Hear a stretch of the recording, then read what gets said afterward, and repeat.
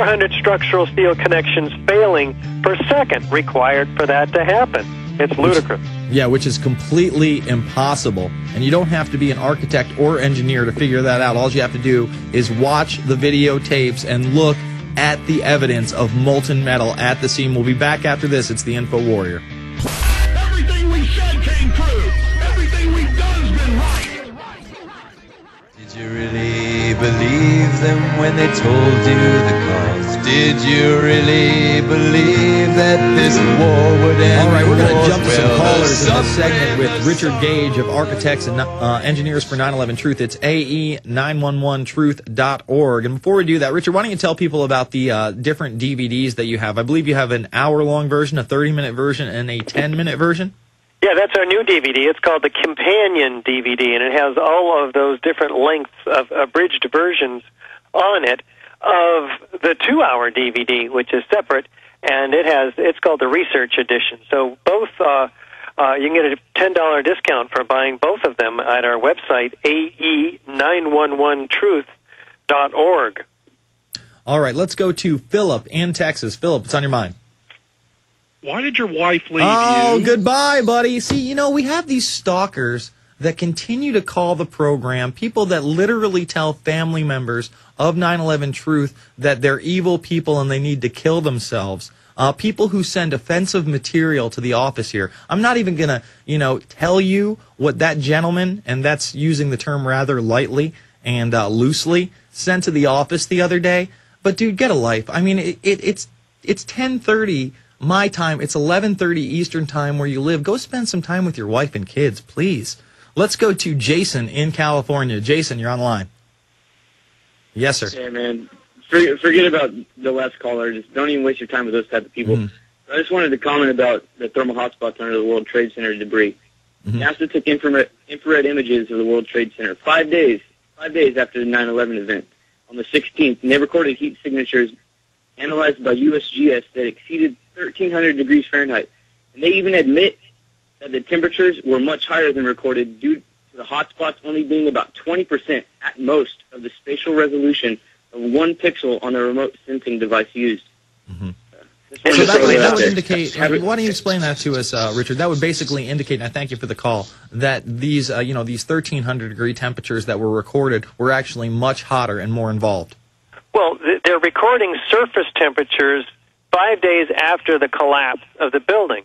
Problem is, and these are the hottest temperatures, 1,300 to 1,400 degrees, the hottest temperatures that fires get to, office fires.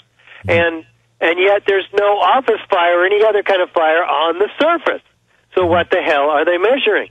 We're measuring the radiant heat from all of this molten metal that we've been talking about earlier from deep down within the basement, 5, 6 stories down. So it's direct proof, which obviously had to have been at least 2 to 3 times as hot as these radiant surface temperatures. It is, as your caller suggests, direct proof of extremely hot temperatures not accountable by normal office fires or jet fuel. Jet fuel doesn't burn any hotter than desks or chairs. And remember, these fires were not put out until late December, which is just unprecedented, correct? Yeah, they persisted quite long. It was actually quite a mystery.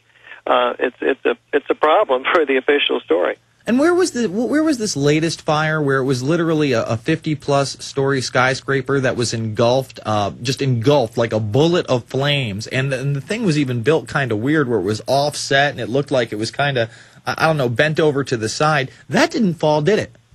No, you're referring to the CCTV building in Beijing, which is 44 stories and completely engulfed in flames for 5 hours at least.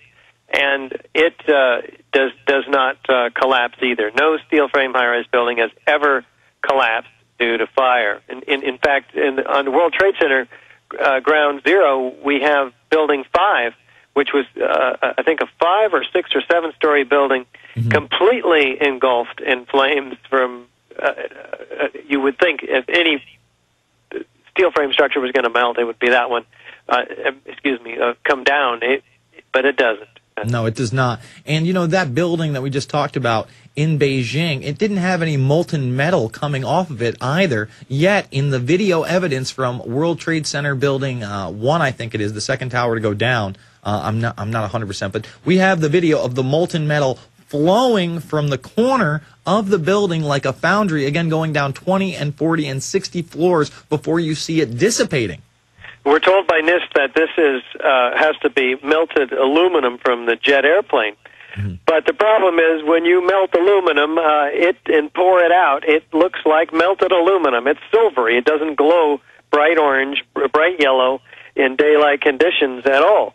So it can't possibly be that. So they are stuck once again.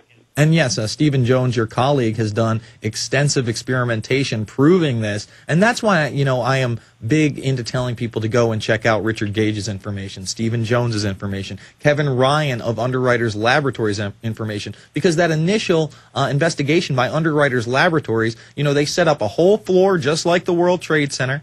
They admittedly tried to burn the steel beams for longer periods of time at hotter temperatures, and the best they could do is get the floors to sag. They did not display the same kinds of things we saw on 9/11, did they? No, in fact, they only sagged about 3 to 4 inches in this highly controlled experiment that NIST hired Underwriter Laboratories to test under ASTM E119.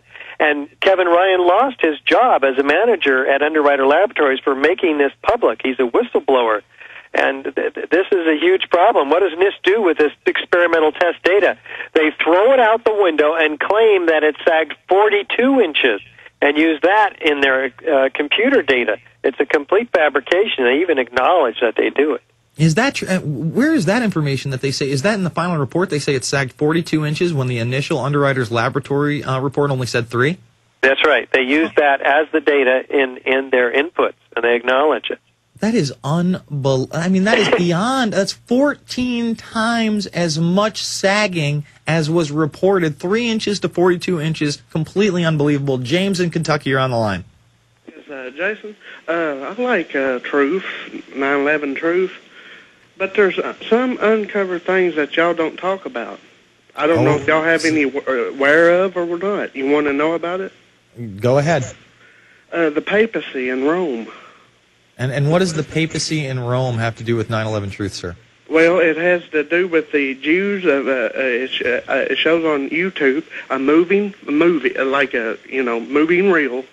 Them shaking hands with Hitler and doing the hand sign. What? All right. We got the schizophrenics calling back. I try to screen the calls for Richard Gage, but, COINTELPRO and them trying to associate us with white supremacists just continue and continue and continue. The Nazis hate me, and the mainstream media hates me because I don't want to blame the Jews. Can I just get your feeling on this latest shooting? And I don't know if you saw the Glenn Beck commentary, but I got it posted over at INFOWARRIOR.com, where he literally says that this guy is a quote-unquote hero to 9/11 truth. Zero truth to that. There's not one website out there. Let's talk about how architects and engineers for 9/11 truth especially have been demonized by the mainstream media and organizations like the Simon Wiesenthal Center. Yeah, and let's just also acknowledge that before we go to Simon Wiesenthal, that we have our own president, Obama, who's saying that let's face it, Al-Qaeda murdered 3,000 people on 9/11. These are questions to be not to be debated, but facts to be dealt with. That's right. So he's clearly being forced to deal with the overwhelming grassroots revolution, really, in this country against the lies that we've been told from both administrations about 9/11. And let's not forget, he also says those that would question or justify the attack. So, see, he tries to manipulate people into thinking those who would question what happened on 9/11 are trying to justify the murder of 3,000-plus American citizens, when that's not the case at all, blurring the line further. Yeah, as if we're also justifying them somehow. It's like, what's going on here?